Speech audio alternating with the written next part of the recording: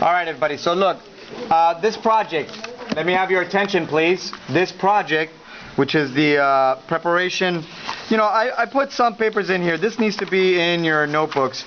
But in the beginning, you're going to see that there are different kinds of knots here. Like this is going to be called the reversed double half hitch. There's a lot of these names that you might be like, I don't understand, or what are you talking about?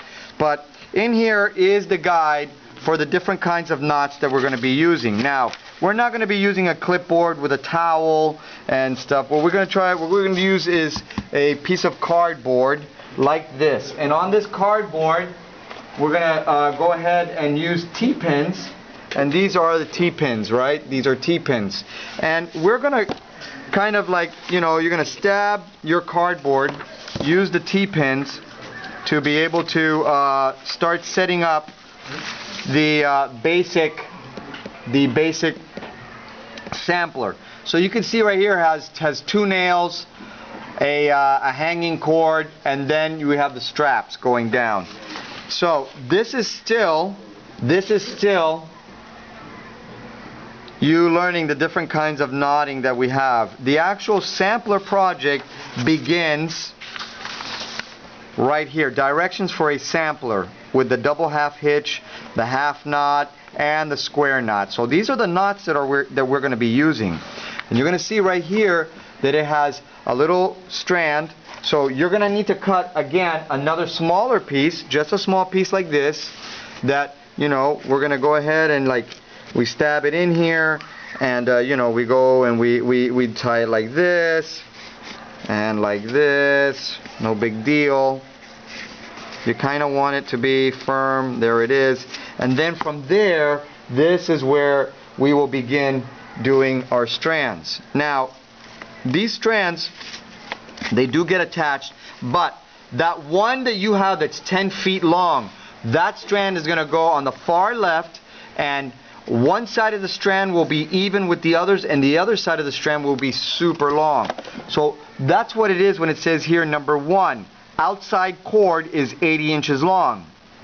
And then cord 2 through 16 will be 36 inches long. That's 3 feet each. 36, 3 feet. Alright? Now the way to do this is, you see, if I've got this one, which is the 6 feet long, and I fold it in half, I take that part that's in half right here, right, because I'm pulling it over here, and I'm going to come over here. Notice how this band is right there, right? So I'm going to go ahead, and when I do this half, you know, the half knot, I'm going to come in here, and you see how I'm in here like that, and then I'm going to go right through here. And in the beginning to do this, it may be a little bit tricky, but once you've got them all in there, and this twine is not the easiest, okay? But once you got it all in there, then we're good to go. And there it is. There it is. So if I loosen it, you can see what it's like. And it's right there like that. Okay? That's it right there. And then we tighten it up like this. Now I'm going to have some samples out there.